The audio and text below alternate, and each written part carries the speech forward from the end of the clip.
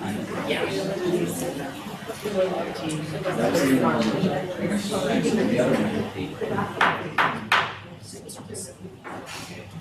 Tuesday, May 13th, 2025, Chris, I am so sorry. I saw you were sitting down, I apologize. The Tuesday, May 13th, 2025 meeting of the Carleton School District Directors is called to order. Mr. Polonis, as the guest of honor, or one of several guests of honor, would you mind being our Pledge of Allegiance lead tonight?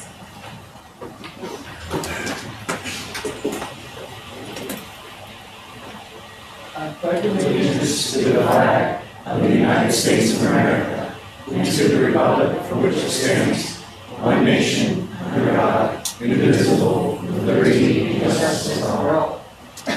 Thank you. Will the secretary please call the roll? Director Apple. Here. Director Luke. Here. Director Honchar. Here. Director O'Brien. Here. Director Koshkar. Here. Director Simsek. Here. Director Zalewski. She's not able to be here tonight. Director Bogliano. Here. Director Schreiber. Here. I'll report we had an executive session prior to this meeting where we discussed personnel matters, real estate, and school safety issues. And I'll turn to Dr. Craig for the superintendent report. Thank you, Director Schreiber. This evening, it is my pleasure to recognize several members of the Carleton School District family who are retiring after many years of dedicated service to our students, to our staff, and to our community. Each of them has made a lasting impact in the lives they've touched and the legacy that they left behind. First person up is Mr. Bill Polonis, who is joining us here this evening. We recognize Mr. Polonis, who is a proud graduate of Carrick High School. He also attended Penn State University. He brought his passion for science to Carleton back in 1991. Certified in both biology and chemistry, he spent his career in the classroom. And in Bill's case, if you have visited his classroom, it is filled with a lot of memorabilia just about Carleton itself. And then also some very specific science treasures that he's collected over the years and has used for instruction in the classroom. He's also the son of the former Carleton principal, and he carried on the family tradition, I believe, and I think many of us believe with distinction, teaching biology and AP biology, mentoring students, and always takes a deep personal interest in the success of our school community. His legacy of curiosity, mentorship, and care will be deeply missed. So, Mr. Polonis, congratulations on an outstanding career here at Carleton. You're greatly appreciated, and you truly will leave a legacy here in the district. So thank you. I know you brought some family here. I don't know if you want to say a few words or introduce the individuals you're here with, put you on the spot, but as a teacher, continuing the legacy with my daughter, a woman I'll be spending a lot more time with, my wife Joy, and my best friend here is also with me. 48 years total, 14 at a Catholic school, and 34 years here. And I can honestly say, being at a private school and at Carleton is a better school. So, no matter what you hear about private schools, are always better than public, it's not true in this case. The teachers are better here, by far, and the students are down to earth. And I just enjoy my time at Carleton. Thank you. thank you, Bill. Yes.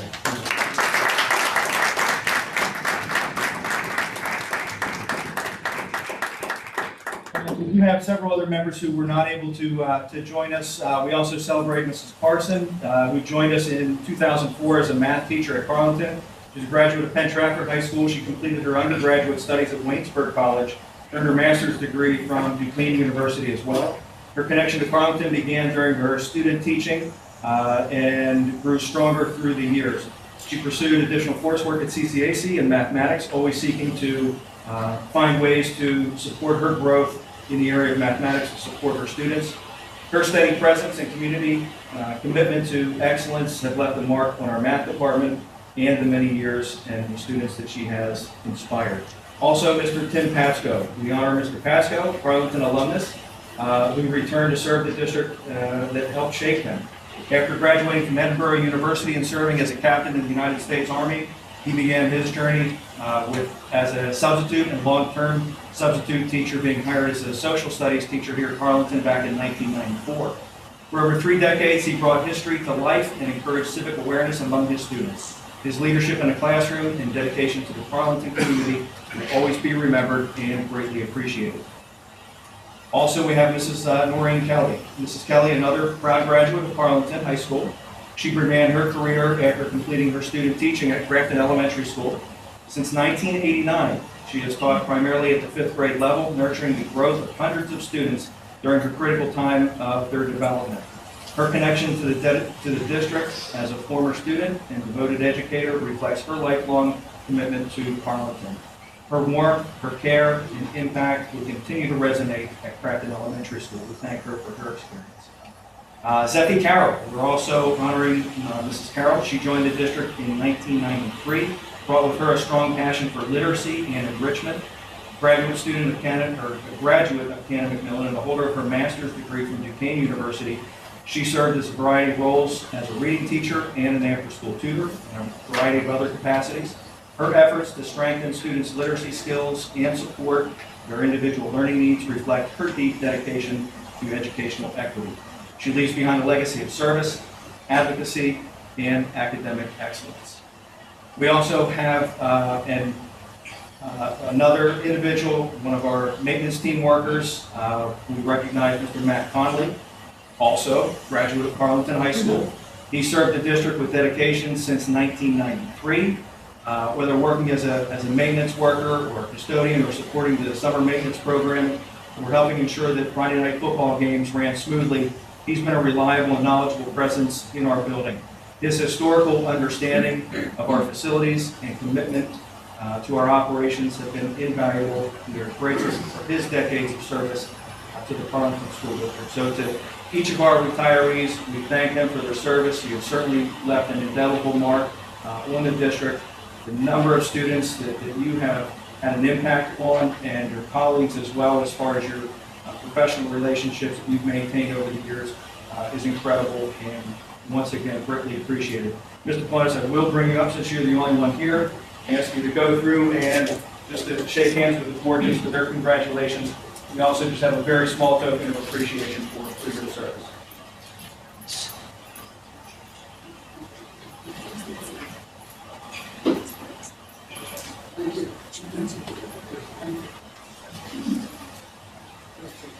Thank you very much.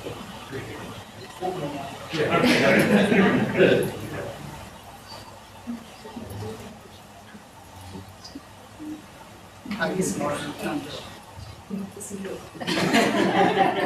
Just in the back. Hold on. It's still at the end back. Yeah. It's still here. You know, my dad, it's a long time. Good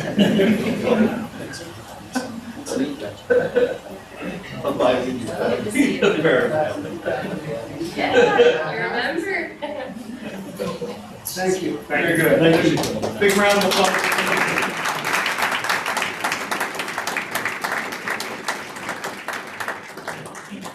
A few items on the board agenda that I did want to highlight and go through. Tonight, we recommend the approval of a 5-year agreement with Premier Sports Medicine to provide full-time athletic training services for Arlington School District. That contract is set to begin July 1 for the 2025-2026 school year. Premier's proposal aligned very closely with the RFP that we pushed out. We're very excited to bring them on board. Their services will provide full-time coverage for practices, home and away games, coverage over the summer months as well, injury evaluation, documentation, emergency action planning, and collaboration with coaches on our medical team as well. We further look to use this individual to help serve as an outreach to not just our student athletes, but then also to all students and our community as well, working to coincide with our wellness program. On the agenda is also the AIU Comprehensive Service Agreement. The Comprehensive Service Agreement with the AIU outlines a variety of services that the AIU provides to all of the Allegheny County schools. As you read through the document itself, it does have prices for individual services, and those services include a wide variety of services that are aligned with student services, special education pupil services, mental health programming, along with administrative services as well. It's a non-binding agreement. It is like an a la carte kind of menu where if we choose to use items that are on that agreement, we may do so. On the personnel agenda, I will also highlight the administration recommends the hiring of Dr. Bobby Hamill for the 7 through 12 reading position here at the junior senior high school. Dr. Hamill is currently serving in the capacity as a long-term substitute in that position. Prior to coming to Carleton, she gathered most of her experience in the Armstrong School District. And she, as far as her certifications, holds a reading specialist certification, English, social studies, library science, and also has a degree to be a person.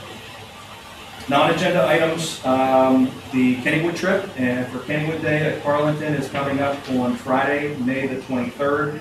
Reduced rate tickets can be purchased. You can find the link on our Facebook page and also on our website. I believe that is up for sale up until this Friday. That's up to the price of $35.99 for a ticket. And also this year, just based on the volume of tickets that we sold, this year, Kennywood reached out to us, let us know that they have set aside a pavilion for the district, pavilion number 6, which is located right behind the old mill ride. So provide our community a very safe place as a meeting place, meeting location. We're also informed that Kenny the Kangaroo and his friends will be available for photo ops and some fun time between 2 o'clock and 3 o'clock on that day as well. We also are running transportation for those who are interested. That information is also available on our website. Some individuals who need transportation to Kennywood can also purchase transportation tickets to go out there. For our annual climate survey, it's once again time for the district's annual survey. Our community feedback is greatly appreciated. We listen to community feedback. One of the community feedback that we've recently had was live streaming our board meetings, and also as a result of our communications committee as well. So tonight's meeting is also being live streamed.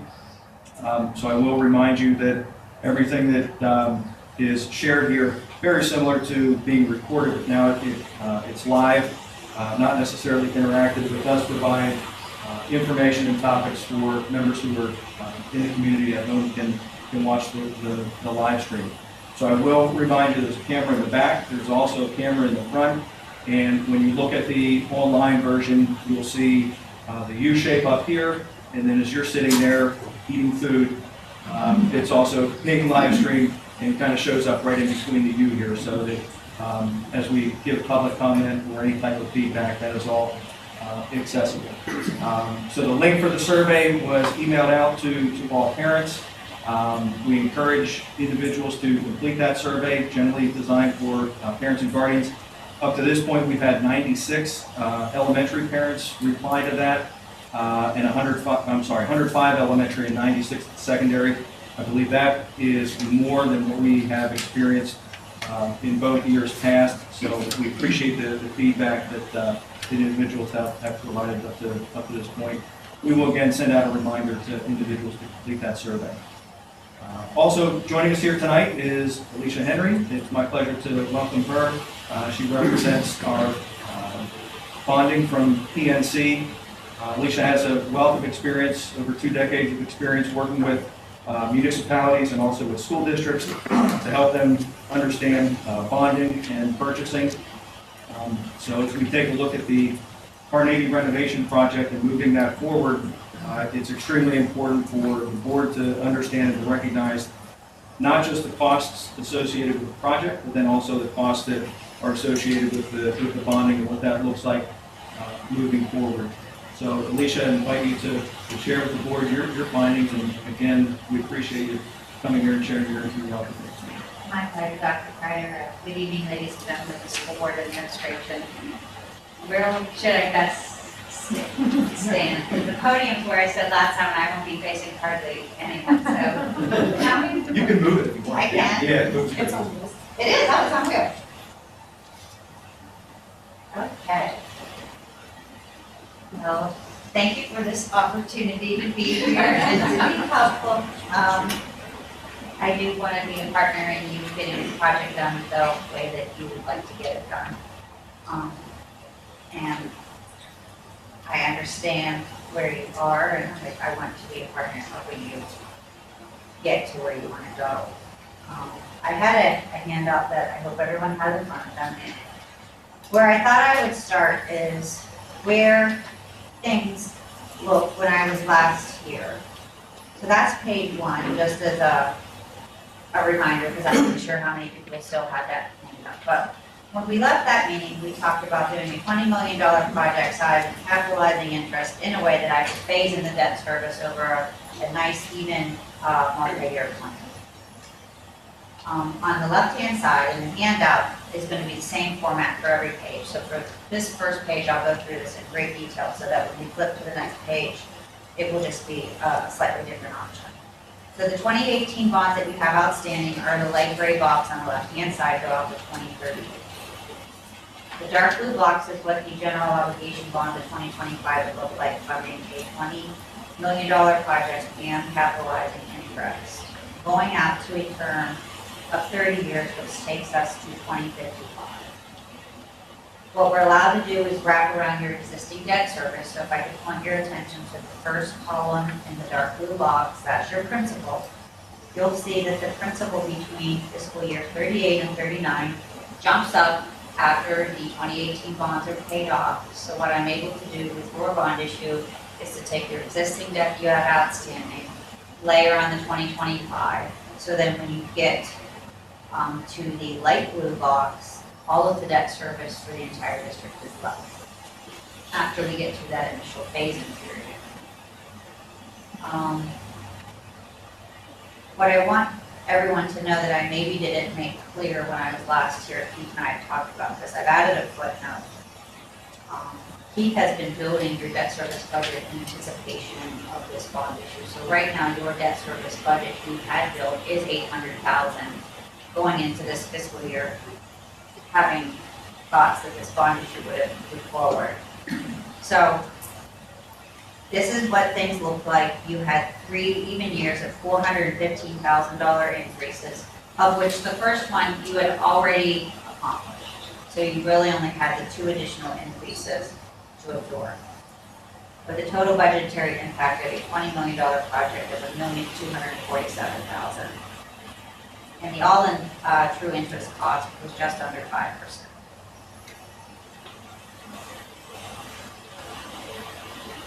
So what has sadly happened since I was last here, I'm sure everybody's watched the news with something in our business we call tariff tantrums. And COVID was crazy, but in a good way. Rates were going down. This was crazy in a bad way because rates were going up in the same way that I experienced during COVID. What I'm happy to report is enough time has passed and enough things kind of gotten settled that I'm almost have dug myself out of the tariff tantrum hole, but we're not there all the way. So where I thought I would start now is for you just to see if the project was $20 million, what the budgetary impact would be alone by my interest rates, not the project costs. So the interest rates are not in a better place than they were. So then if I could take your, all things being equal, in the $20 million project today, if you could look at the far green column, the year-over-year change. So, Alicia, if I can interrupt, this is on page 2 now? Yes, page 2, I'm sorry.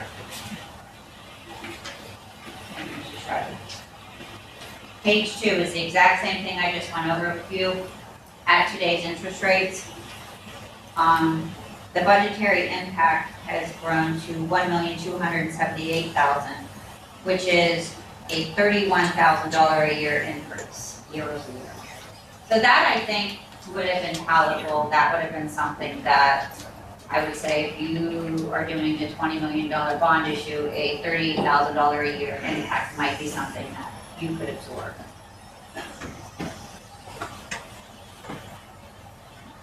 The next page is going to show you at today's interest rates in addition to the higher interest rates, it's going to show you the higher project size. So $22,016,166 with capitalized interest and a 30-year final maturity. The budgetary impact at today's interest rates and the $2 million plus in greater borrowings, that equates to over $1.4 million in debt service change, and that's $180,000 per year increase. So that's a bit more substantial.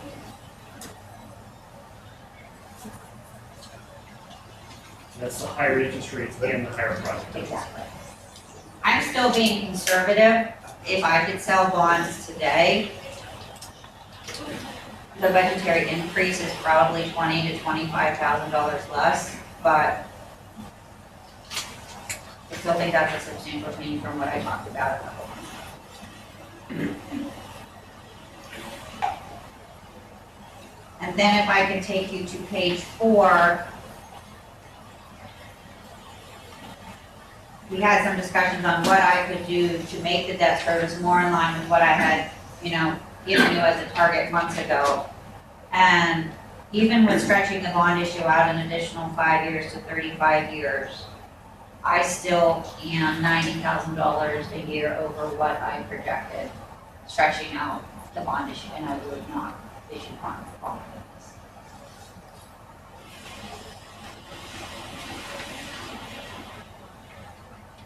So I do think that if interest rates was the only issue, I think that the page 2 is palatable. But what I'd really like to do is just now listen to what your questions could be and try to answer them to the best of my ability to help you through the decision.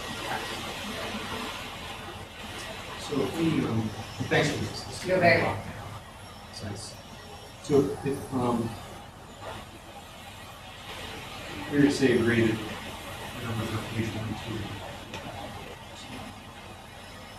2, and bids came back higher numbers.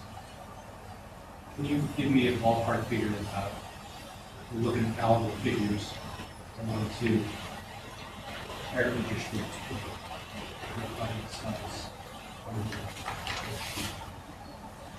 Probably about 2 million. 2 million less, probably back to the 20 million. Maybe I'm not following the question. No, I see what you're saying. Yeah, no, I'm just thinking. No, what I'm saying is that if the project would have come in on bid, I think that both Keith and I would be able to say in good faith that the interest rates aren't enough of an issue to defer moving forward with the project. So $20 million, I don't feel any differently than I did back in February, that that's a project that you can withstand comfortably. Maybe not comfortably, maybe like that is what is your move. That's as far as you're willing to go to be comfortable. But having bad interest rates and bad project costs, I'm not sure you want to adjust to that environment. Because it's also my understanding that there are some things in the project with alternates that you are not even going to get with the 22 million that I have presented on page 3. So if you came to me and said, Alicia, page 3 gets me everything I want, and I'm not omitting anything that I really think we need to do, then I also would say, maybe I'm comfortable with that. But what I'm understanding is there's things in this $22,016,000 that are still gonna have to be left on the table, then that is probably concerning. That you're not getting everything that you hope to get done. I mean, and you say everything is certainly important. If you were looking at a trend and you were saying, in 6 months it's going to be same, looks like it might be higher, it might be lower. That would all adjust the number of bids. Do you have any? I want to just be very clear that I have no idea what interest rates are going to be 6 months from now. I think I made a joke when I was here earlier that I went like a year and a half ago and said, oh, the Fed's going to do all this and wait for the end of 2024, rates are going to be great, and then I looked like a fool because I reiterated what the Fed had told me was going to happen. So But what I will tell you is that it could cut rates twice this year. We have two very large economic things going on in this country. One is the tariff talks that seem to be moving in the right direction, which I'm seeing a direct correlation to my interest rates. But this big, beautiful bill also has big implications to our market, and the first draft is hit, and I'm just gonna be honest, one of the things that I had been worried about, removing the ability to issue tax exempt bonds, is on the table. That's something I have been petrified about. That isn't in the bill. So this is like the first week I'm thinking, my gosh, my client base is going to lose what I do for a living as an opportunity to fund projects. So I sympathize with where you're at, because we're in an economy that no one truly understands. And you have to figure out what risks you're running. What I don't like for you now is you're not gonna ultimately get to do what it is you want to do. And you think that you can refit this in a way to get some of the things you're gonna have to leave out by moving forward in this project. I think that's worth the risk. What my interest is. You're gonna be fixed for 30 years into what this project costs are. I'm gonna refinance your bond issue 2 or 3 times. But I also want you to know you're far enough along in this project that at any one point during this process that you get comfortable that there is a max number that this district is gonna spend, you've met all the tests right now to do a bond issue. One isn't contingent on the other. If you are going to do the projects, I am allowed to leave with bonds. So, this doesn't have to be the only time I come here to help you. You guys can talk to me and talk, and I can come back after you reassess how you're gonna do this, and we can talk again. But I'm more concerned that you get all the projects completed that you need to get. Elizabeth, you want to understand, you said that a couple of times in the 30-year bond issue, you could readjust it. Yes. This is the highest So- you will ever pay, Every ever. day. These So are- it's only going to be better. I'm only gonna make this better every time I can refinance these every 8 years. Great. That gives us some hope. Yeah. But I do mean this, I can watch the market. You can reassess what your plan is gonna be, and if you wanna borrow 20 million because that is what it's gonna be, and we're afraid rates are gonna do something, you have that power to do that also. So it could be refinanced in January if rates drop, or is that too soon? No, the only thing that you have to do is you have to have an architect of record, and the architect of record's contract meets the 5% spending test to issue tax exempt bonds. Then the second test you have to be able to meet, you have to say that you will spend 85% of the bond proceeds in 3 years. 15 years. If you know that you can meet the second test, then you can issue bonds. And I'll be honest, I don't know what your construction schedule is and if that's an achievable time. Check. Time. Right.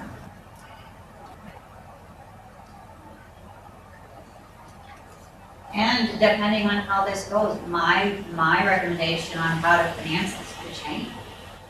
I wanted to finance this in one bond issue because I wanted to eliminate all the risks that you could run into, because I want you to know this isn't a fun time to be an investment banker. I'm working with the school district in Erie that did a high school project. They rejected the bids. They just opened bids, scaled back their project. Bids came back out again. And my interest rates are 50 to 80 basis points higher than they were a year ago today. So I think what I would tell you is to move judiciously, work very closely with me to watch the interest rates. You can borrow without having a said project if you have comfort in what is the max you want to do. and we can have as many of these conversations as we need to have to get comfortable. But how to best finance this, because I could change my recommendation on how to finance this if I may recommend you sell $10 million in 2025 regardless. And that would be bank qualified if it had a 5-year call feature rather than the 8-year call feature. There are things that I can do probably getting towards the end of the year that give me more comfort. To pieces together. The question for us is how much we comfortably feel like we can handle borrow exactly. And will that get us what we want out of the project? Right. I just make sure that I'm understanding everything that you put in front of us. Thank you very much. No, you're welcome. Please just tell me if there's a page you're looking at, I want to make sure I'm not making any mistakes. So page 1 is what we originally talked about when you were here back in February Right. of a $20 million bond issue, which was going to be a stretch for us. It was the top end of our comfort zone. And overall, that will cost us $41.7 million for that $20 million over 30 years. Correct. Back in February. Back in We had done this in February. Yes. So then today, or yesterday, when you pull the numbers on page 2, for that same $20 million at the top of our budget that we're comfortable with, that over 30 years costs us $42.7 million. Correct. Correct. So then on page 3, we're looking at what the bids came in at, the minimum viable bid on our project of $22 million, which is higher than our maximum comfort zone. And over 30 years, that debt service will cost us almost $47 million, which is $180,000 per year that we're putting into debt service for the next 30 years Yes. for that additional $2 million. Correct. And then page 4 is to stretch out that length of the bond for 35 years. So we pay an additional 5 years of those payments. And that total cost of that debt service for that $22 million is $52.5 million. So that's an additional $90,000 a year. So we're lowering the additional cost per year, but stretching it out over an additional 5 years. And closing off our opportunity to issue new debt potentially midway through this bond because we have projects at Crafton or here at the junior senior high school that have to get done as well.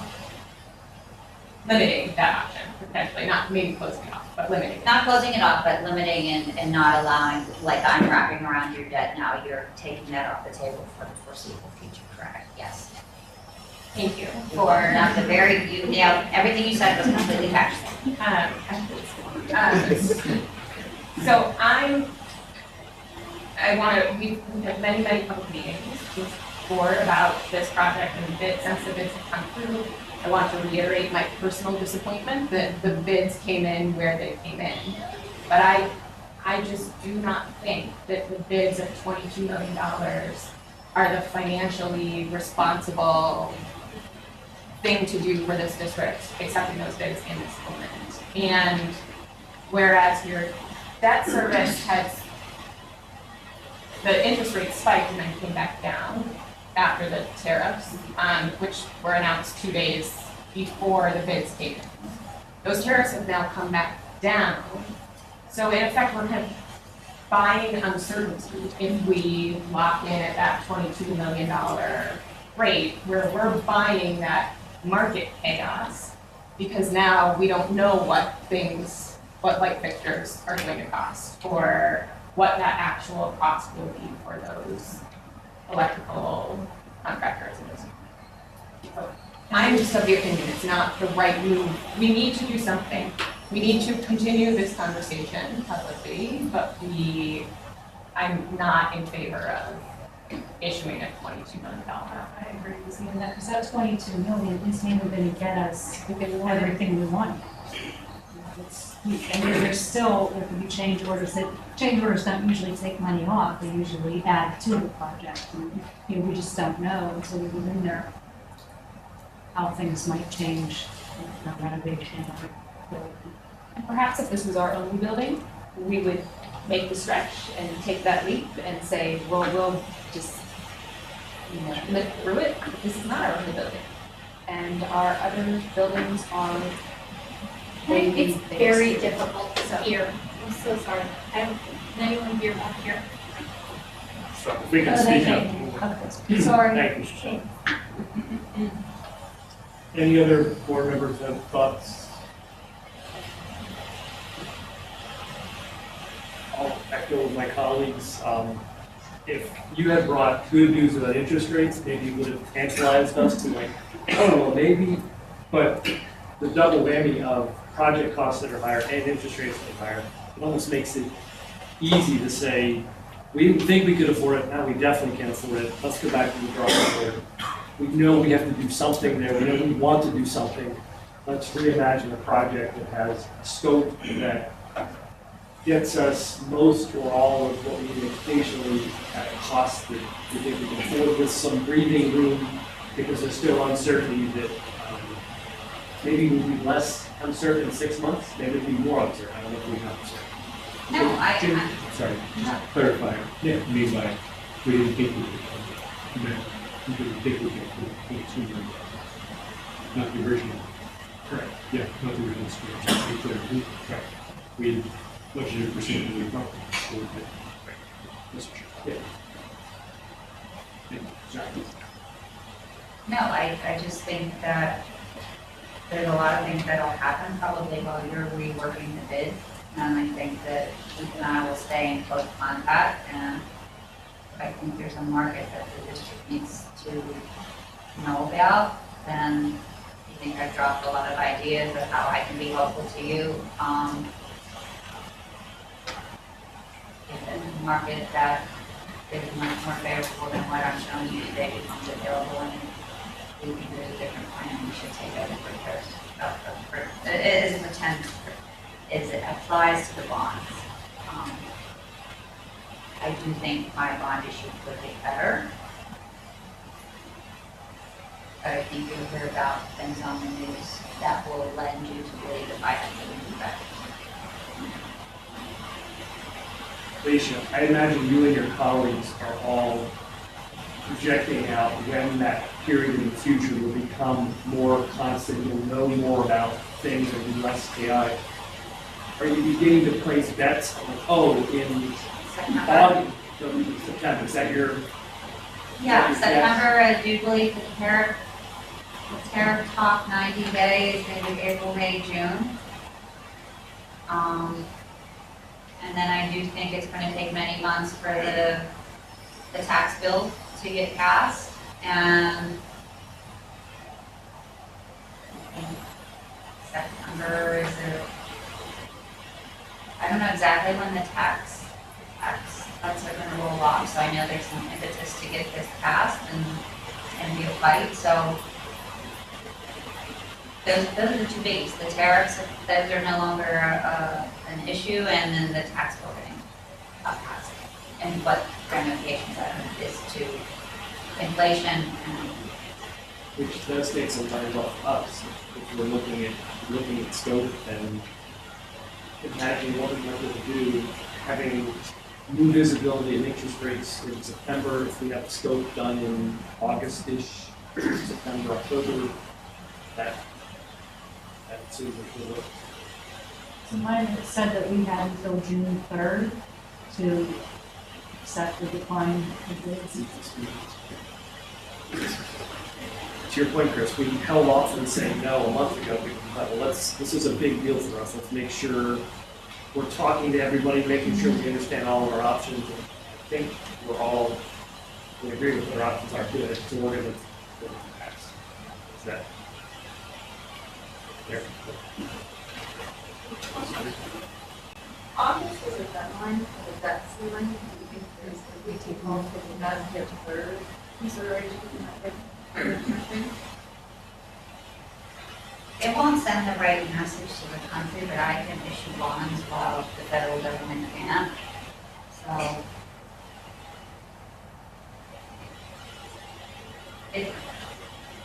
The market's just so very sensitive. I mean this wholeheartedly, and I know everybody's 401k and their investment accounts were hit very hard during the tariff tantrums, but But not the last week. no, but I want you to know when that happened, there was no economic data that did that. That was just a personal sentiment that was moving the market in unrealistic ways. So I have to be so careful when I tell you what I think could happen is get a project that you'll be happy with that has 80 or 90% of all the things you hoped this one would.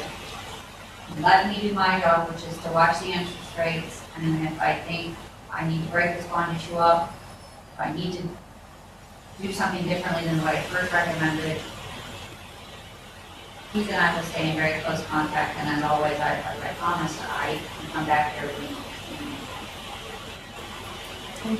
Thanks, Mary. I hope what I'm telling you is comforting in some way and not all terrible news.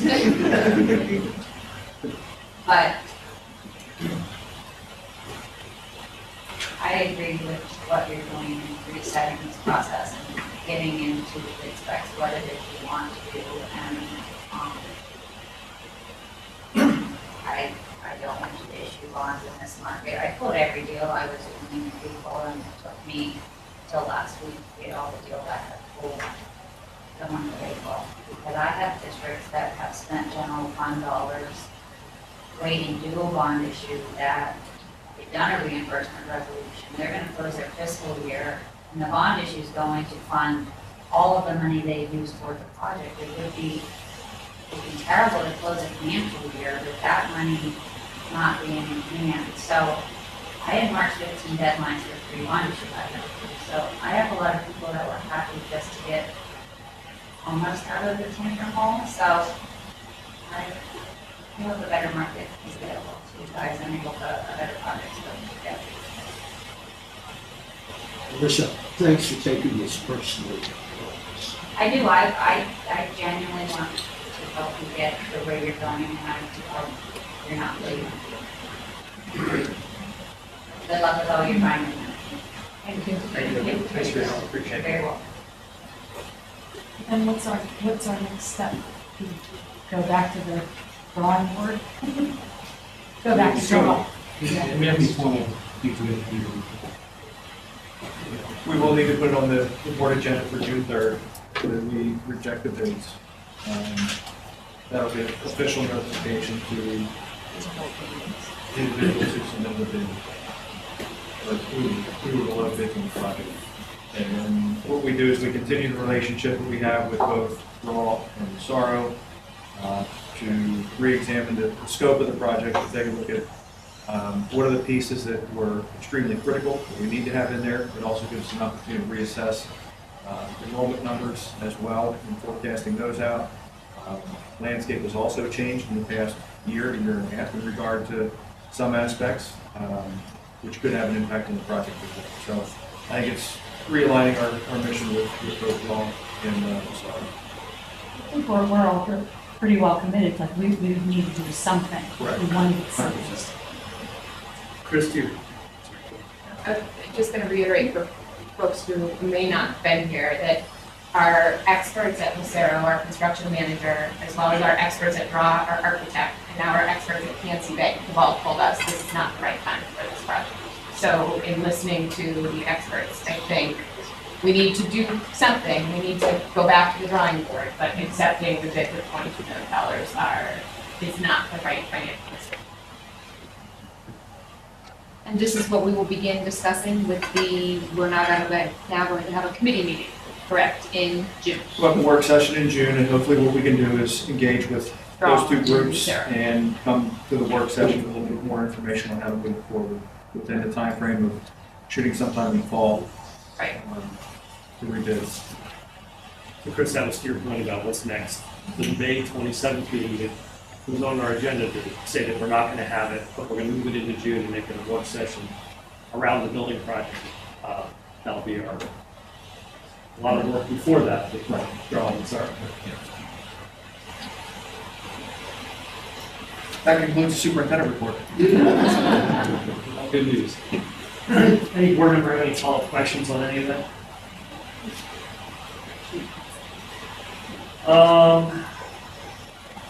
Committee report. So Parkway West, Director Apple, anything to share on Parkway West? There's a couple of things, thank you very much. We had a meeting last Tuesday, and we discussed a number of things, but a couple of highlights in regards to Arlington.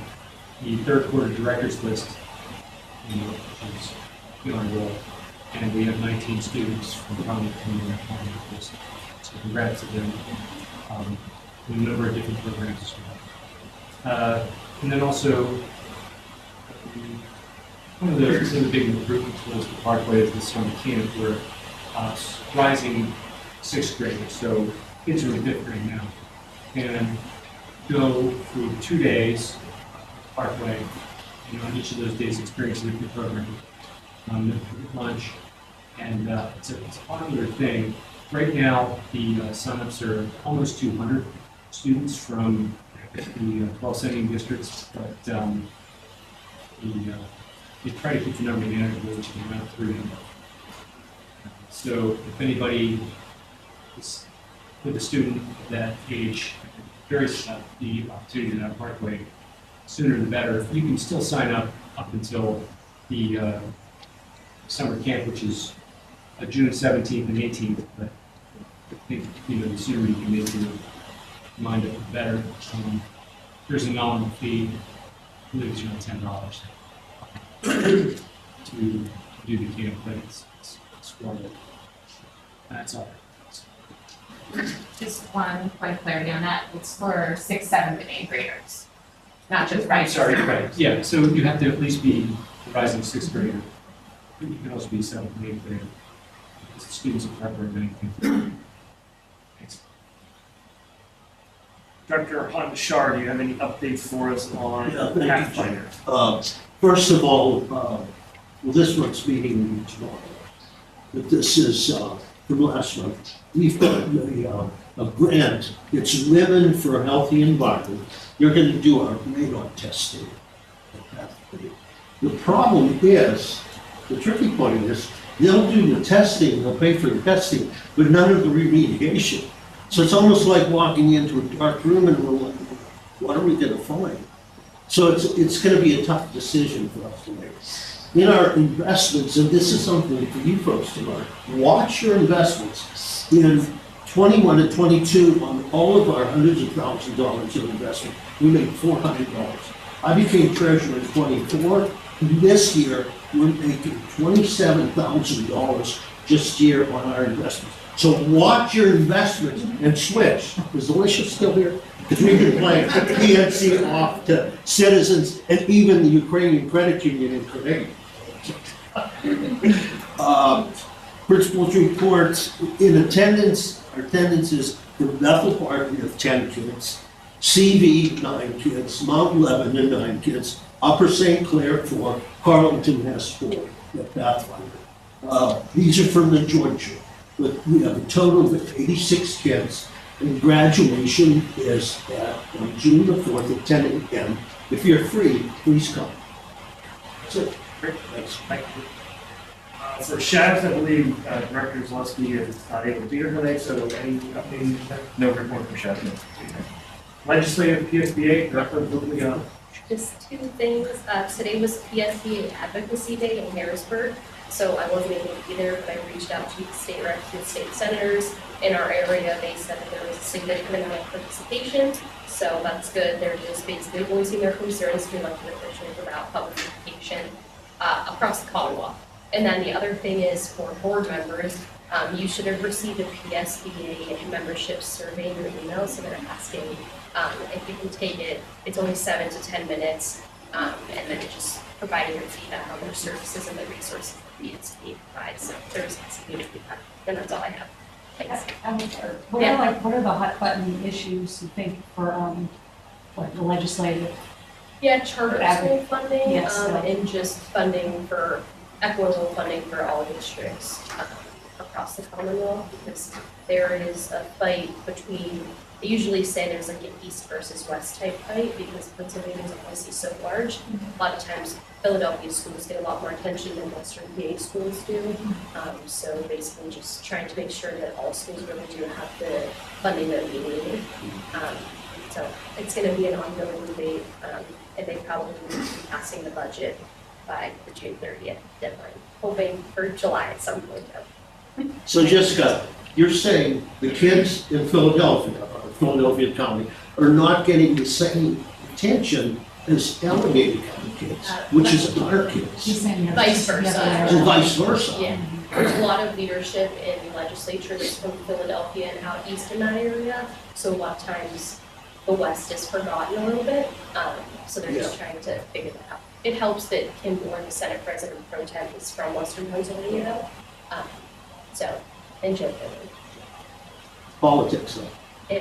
Politics, gotta love it. Jess, have you heard anything about the funding for schools and the budget and the discussion of, is the governor's proposal gonna get passed, how much of it's gonna be in, or is it still? Honestly, I've not heard anything because they're very focused on adult use cannabis right now. So that's a hot topic, trying to figure out if they are gonna pass that, getting additional revenue into on the local be huge, so I think that would change a lot. But to be honest, I haven't heard that much. One of the things that I did hear is one of the biggest potential enrollment. You know, they want to dig into the fund balance to throw money out to the schools, but they don't know how much money they're going to get from the federal government. So basically what we've been told by some of our Hasbro people is that until they know how much the federal government's going to come, we're not going to budget. It's going to be a while, they said, Buffalo. So if the federal budget get approved in the fall, It could go, they said this could be a lengthy one. It's been about 5-6 years ago, we had a lengthy. Yeah, so, but that's exactly what because nobody wants to start dipping into the fund balance, not knowing if we're gonna actually get this money from the federal government or not. So if they don't get the money from the federal government, then they're gonna relook the whole budget, and everybody's gonna scramble. so I remember that time when we didn't have a budget for 4 or 5 months. It was a bad time for a lot of schools. For some districts, it was a big cash flow problem, they weren't anticipating that. I remember you handled it well, but we just need to be aware that we're not gonna have a We student. have to be ready, and that's why we have to, for instance, just for that sake, you know, we've had consistently $5 to $7 million in a city. I pulled it out this time, just so I had that money here, so it wasn't tied up, just in case something was happening, so. Yeah, it's something that we're really watching, and we have to be prepared, and be prepared for it.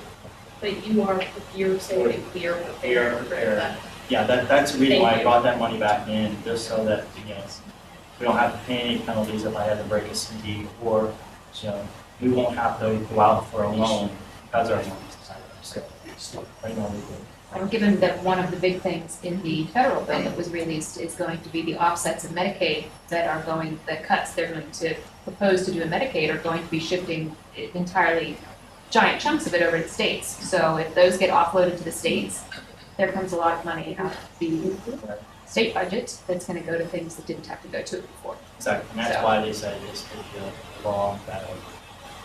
We'll see.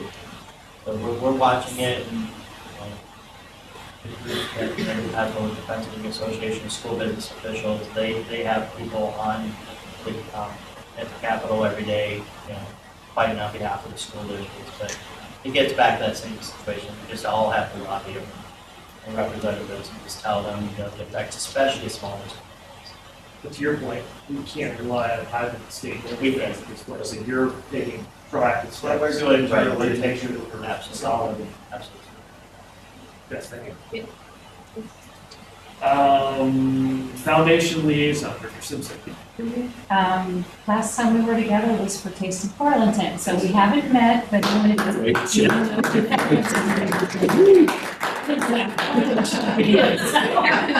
The food was really good, it was a really nice event, thank you to everybody. Tell them it's too cheap. Who came out and to support it. So it was a good night, we haven't met since I'm sure you're exhausted the whole team that's been last week.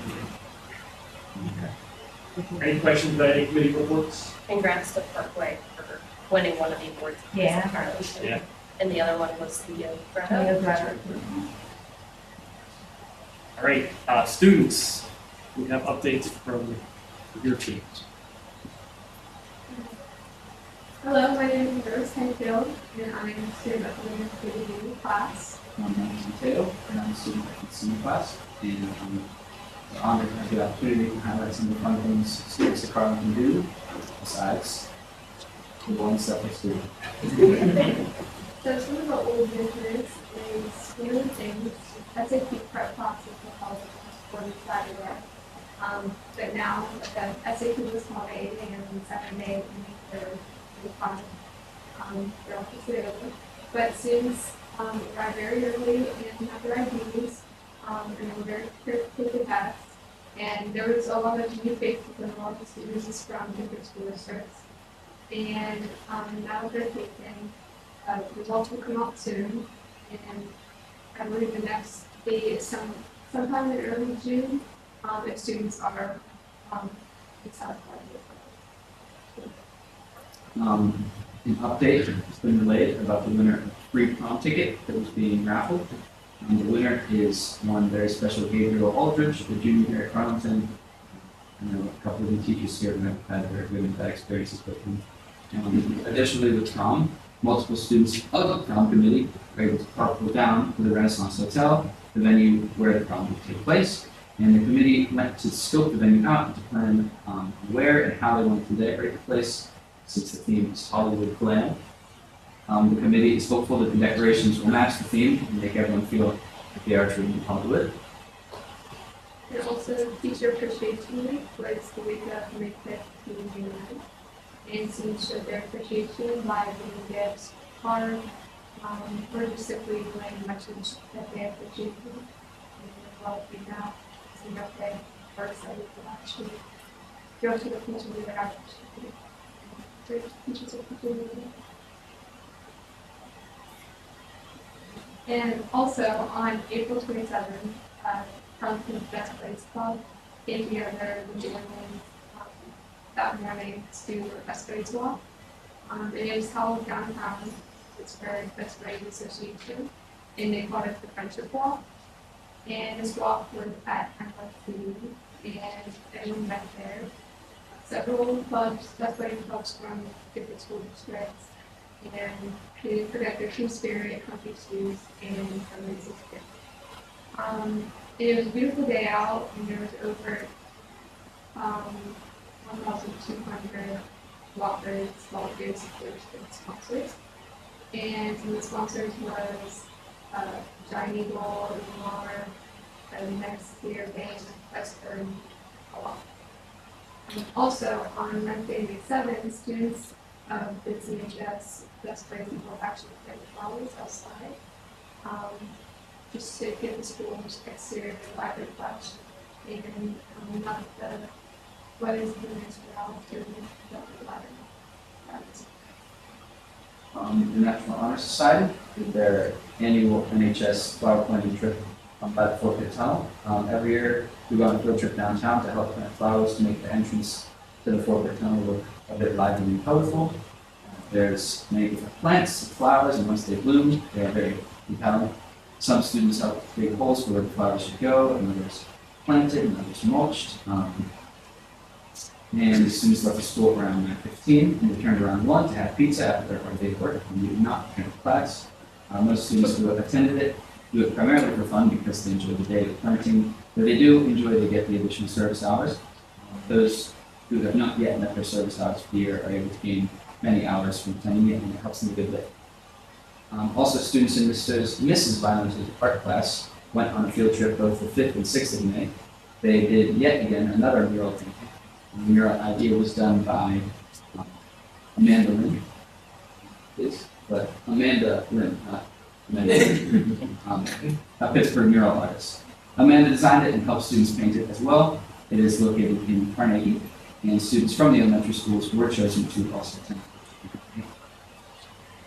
And as for new business, several class officers are being chosen for each grade level. And specifically for the Chill Senior Class Officers, who are working very hard to campaign for the positions. And they come to senior grade. They want to have tons of gatherings and breakfast and meetings to bond their last year together for the graduate. And seniors such a traditional time, so we're very excited to see who could go upcoming years. On the 30th of May, the week before the school ends, Chalk Day is going to happen. On this day, Mrs. Finals, Mrs. Art Class, and a few other students who'd like to participate go outside and pick an image or theme to draw the chalk outside the school on the sidewalks. The chalk only lasts for a few days, but hopefully the artwork won't get rained on. Both juniors and seniors are encouraged to participate every year. It's always an activity that the students enjoy doing before the school year ends.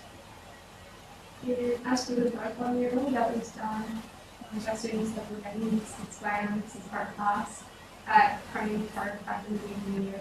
It's announced that there's official unveiling of that mural on Saturday, July 5th, 2025 at 4 p.m. It is at Carnegie's Independence Day celebration, and Mayor Stacey Riley will be there. And it's a celebration of Allison Zepeda, student artists of Carnegie, of Carleton, and community volunteers. And this background mural shows the hard work of its participants, including primarily for the NWS, engineers, Marmer, public art action. Students are looking forward to prom on the 21st of May, as they always do. This year, as said, the theme is Hollywood Glam. The prom committee is working vigorously to make sure the night is perfectly themed is to everyone's expectations. A form was sent out in order to be on the list for who's attending. It's consisted of individuals that you'd like to sit with, who you are going with, and the food you would prefer.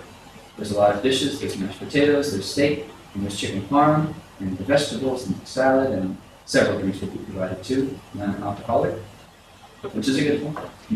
Prom is held at the Renaissance Hotel, which is perfect for the theme, and it's very elegant. Individuals are predicted to wear more elegant attire and colors, either consist of blues or reds, also neutrals, and many glittery garments. And as always, as mentioned, is a student favorite, and it gives students an excuse to go to music park and to unintentionally see their friends and familiar faces, and they just really enjoy the community nature, so especially going at such a reasonable price. So I think you can pass it out.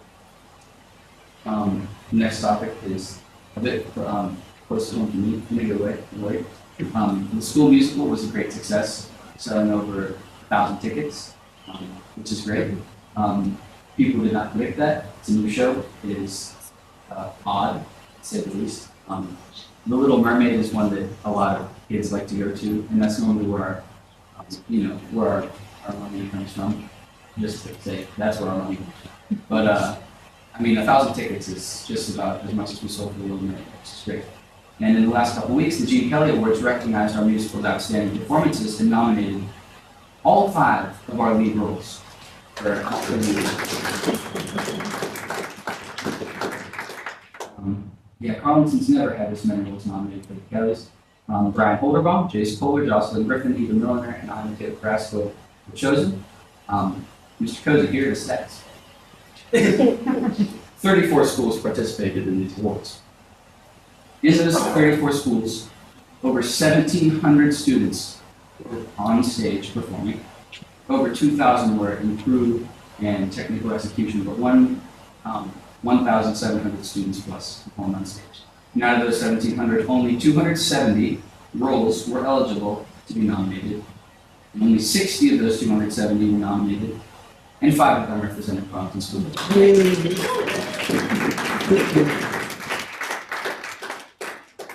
And that means all 5 of these are in the top 3.5% of all musical theater performers in our area.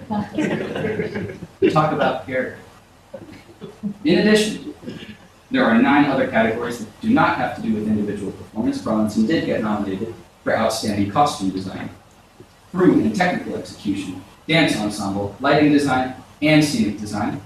These are definitely more important because it showcases how Arlington students take pride in their passions as a whole, being recognized not just for talent, but as one body working towards a common goal. Talk about community. That's right. I also want to add that, unfortunately, 4 out of 5 of us didn't advance to the finals in their category. I will be their advocates and say that they got snubbed. But I did advance to the finals in my respective category, which is Outstanding Lead Actor. And I think that's excellent. And if you guys do want to attend the Gene Kelly Awards, it's on the 24th of May at the Benedum Center in Pittsburgh. It's a real-life formal award show with performances from many schools and all the nominated students. You can purchase tickets later this week on the Pittsburgh CLO website. Tickets are $50, but it's a lifetime achievement, and you know it's great to see. And the house sells fast, all 2,800 seats. So okay. Mateo, give us the date again. The date, May 24th. May 24th. Yeah. I think that's all we got. Thank you. Thank you. Thank you. More questions about the student? All right. So now we have a moment for the public to ask any questions on agenda items tonight. So I'll turn to Dr. Taylor and see if we've had anybody sign up for. We have 4 submissions. One is an agenda item. It's pretty good. Brittany, you are up. First, I want to tell Mateo, you were excellent and listened to the Hades Town soundtrack on repeat now. As a former fellow musical person, Gene Kelly award-winning plays that I did in high school. That is amazing. Good for you. So one of my questions you already answered about the contract. So I do just want to say, I don't see Dave here, but Dave Chipotoni that spoke last time, I'm good friends with him. He is very appreciative that after the last board meeting, you guys took care of the athletic training issue, and the next day at the games, there was somebody there. So he was very appreciative of that, so thank you for that. I just have a question about section 4.1 on the conferences. What exactly is the conference Mrs. Garlington is going to? What's the name of it? What's the purpose? It wasn't very descriptive in there, so I'm just curious on what the name of the conference is. It's in Washington, D.C. It's the Model Schools Conference. It's the what? Model Schools Conference. It's a national conference held once a year. And is it for middle school, high school? What is it? It's a K-12 conference. K-12, okay. So it's a model. Okay, that's all I wanted to know. Thank you. Dr. Taylor, any other agenda item questions? Thank you. Great, thank you. Moving on to the main portion of our meeting then, the voting section. We'll first look at approval of minutes from previous meetings. I'll entertain a motion to approve the 3 minutes from 3 previous meetings. Second. Moved and second. Thank you. Any questions or discussion? Not will vote. All those in favor say aye. Aye. Those nay. Motion carries. Under section 4, I will first call out item 4.3 is more of an informational item, so we're going to actually remove it from voting. It was meant to say that we are not going to have our May 27th meeting as previously scheduled. With the change in the construction schedule, we don't need it. We are going to try to have something in June, and we'll have to figure that out. We'll have to advertise to the public. It'll be sometime at the end of June, but so we're removing item 4.3 from our voting. So I will entertain a motion to approve items 4.1, 4.2, and 4.4. Thank you. Second. Move the second. Any questions or discussion? Vote. All those in favor say aye. Aye. Opposed, nay. Motion carries. Under section 5, I have a similar point. Item 3 here is meant and is marked as informational only. Item 3 is the proposed budget that we have that we talked about last meeting. It's just a reminder to the public that we are not intending to raise taxes. The budget is still preliminary until finalized in June, but at this point we're hoping for a tax increase, which is an informational item. So I will now entertain a motion for the first 2 items under section 5. So moved. Second. Moved and second. Any question or discussion? Not will vote. All those in favor say aye. Aye. Opposed, nay. Motion carries. Under section 6, personnel, we have a total of 5 items. I'll entertain a motion to approve all 5 items under section 6. So moved. Second. Moved and seconded and thirded. Any questions or discussion? Now we'll vote. All those in favor say aye. Aye. Opposed, nay. Motion carries. Under section 7, student activities, I'm entertaining the motion for the single item under section 7. Second. Moved and second. Thank you. Any questions or discussion? Now we'll vote. All those in favor say aye. Aye. Opposed, nay. Motion carries. Under section 8 policy, we have one policy to vote on the first read. We have a motion for that. So moved. Second. Moved and seconded. Thank you. Any questions or discussion? I'll quick note that this is the AI policy, which I'm glad we're doing something on. It is early, and there are some things I'll forward on some suggestions. And it stays moving so quickly that likely every few months we're going to have to redo it. It is it's a policy that we definitely need to protect the district just in regard to the use of artificial intelligence. I agree with Director Shriver that in the future, it is probably a policy that will need to be revisited on an annual basis just with the technological changes that's out there. So, but we'll take the comments before the second read then. Any other questions or discussion? We'll vote. All those in favor say aye. Aye. Opposed, nay. Motion carries. Old business. Any director of old business they would like to discuss? New business. Any new business for? Just want to make a comment. I'm just, so happy and pleased that we're going to have technology integrated into our specials. And I made an acquaintance recently. I sent an email to you, Dr. Pryor and Dr. Taylor, someone who's involved in cryptocurrency and knowledgeable of that. And, when we talked about, when we have technology or teaching technology, what kinds of things need to be included. But, the person that I spoke to, and as we talked, I really feel that cryptocurrency needs to be part of the discussion because it's in our world today. Our kids need to understand it certainly better than I'll ever understand it because I have no idea what it's about. But, wanted to make a note that I do think that that's important. And I did send an email with the name of a contact, and I hope that you have the chance to reach out to them and maybe include that in part of my instruction. Chris, I'll echo your comment, and I'll broaden it a bit to say the whole finance topic. Right. I think finance has gotten so complicated in the last 50 years, and the educational system hasn't kept up with itself. Finance is a big topic, and crypto can be a piece of that. Yeah.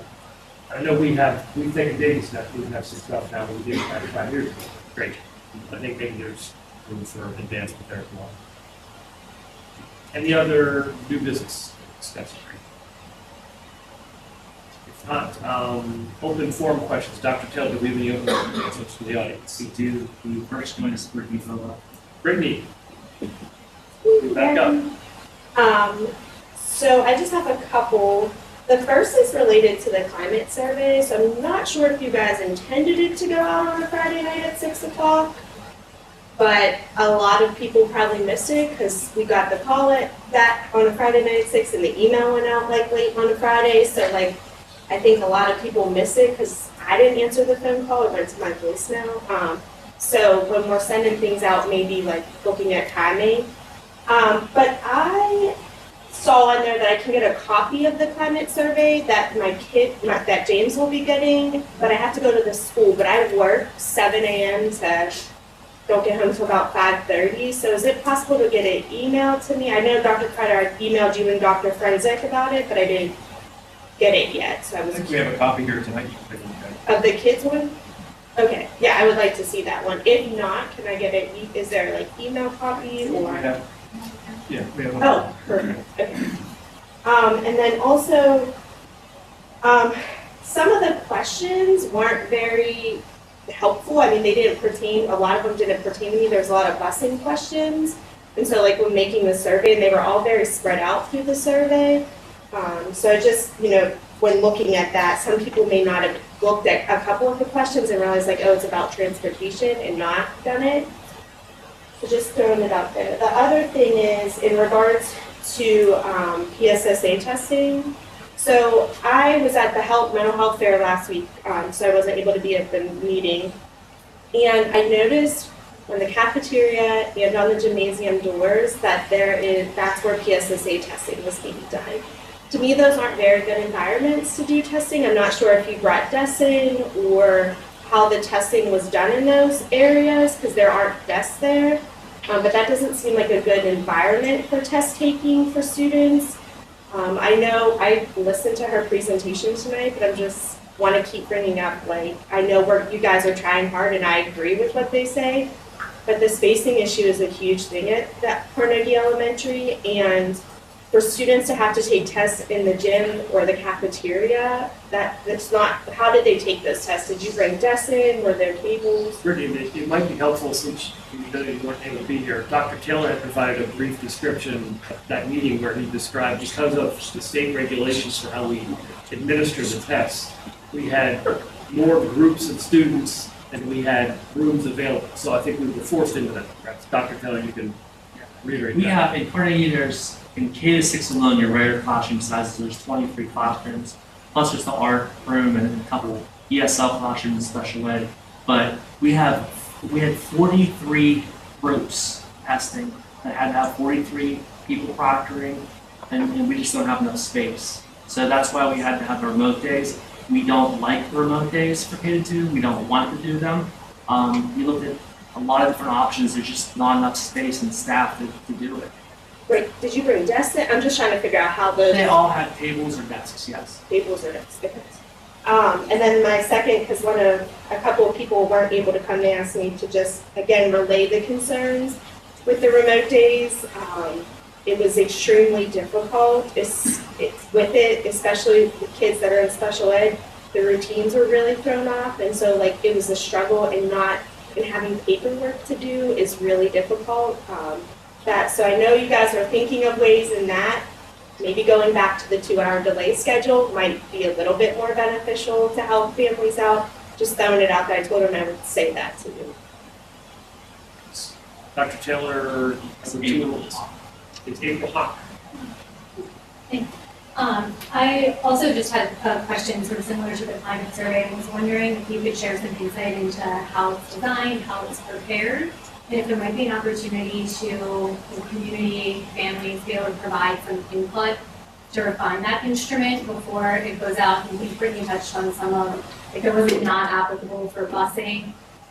There were a lot of leading questions and double barrel questions, so I'm sort of concerned. I'm really excited that we have a higher response rate, but in recognition of how low that's been in the past, I think making sure that those are really well designed is pretty critical. And maybe I was reading too much in between the lines, but thinking about the electronic devices, the way that the question was framed there seemed more as a way to kind of justify that action, like we've accepted the grant. It sort of read to me as if there are decisions that have already been made and we're sort of checking them after the fact. So I think on both ends, making sure that there is, excuse me, community involvement, just so we can get to the nuance of a lot of the things that were covered. And then lastly, Dr. Critter, you mentioned, what did you say, the changing forecast for enrollment was significantly different from a year and a half ago when we first looked at the renovation project. I was just wondering if you could share some of the enrollment trends. What I shared there is there could be possibly some different trends in enrollment that we're not aware of coming up. We haven't seen anything in particular right now. Our enrollment has stayed pretty steady, but as we've mentioned in the past, number of specialized services and DSL services that we provide certainly has an impact on our enrollment, and that continues to ebb and flow. What that looks like in the future is kind of unpredictable, but certainly something that we will continue to monitor. To address the survey itself was designed specifically around a survey that we received from the state. That when we administered it the first time 3 years ago, we actually used the state site. The challenge with that, it was a little bit difficult to get the results back from the platform that they use. So basically what we did was we just took the questions that they provided, put it onto a Google format. And one thing we wanted to stay committed to was at least a 3-year cycle of using those same questions so we could look for any type of growth or trend within those. So I would agree that there are some questions that I think we should revisit, and there are other areas I think that we are looking for additional feedback on that the survey does not address either, that I think we want to build out as well, just to get us more focused on answers to questions that we. I wrote down and I knew I was gonna forget. Are you able to track where the responses are coming from, whether it was the text or the email?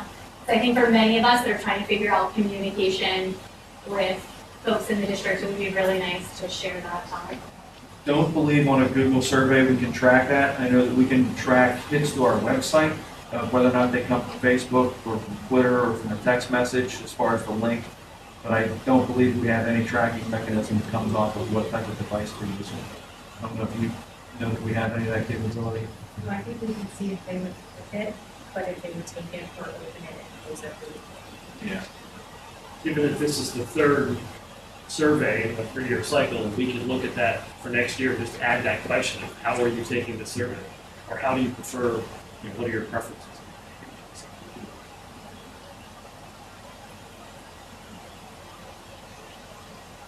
We have our last one is Amanda Fury. Amanda.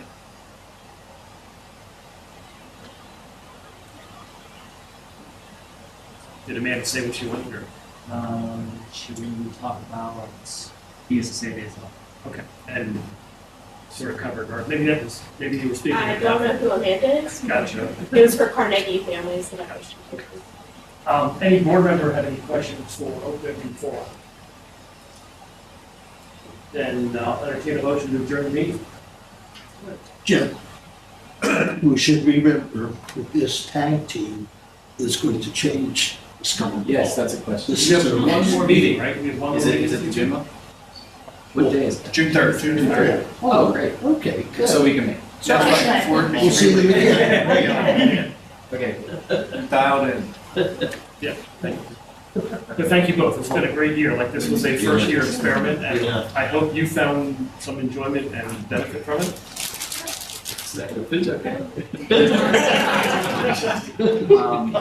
I do have a question. How does the board decide the person that steps up as the lead? So we have an admin procedure to go through and do that. That is high school principal runs that process to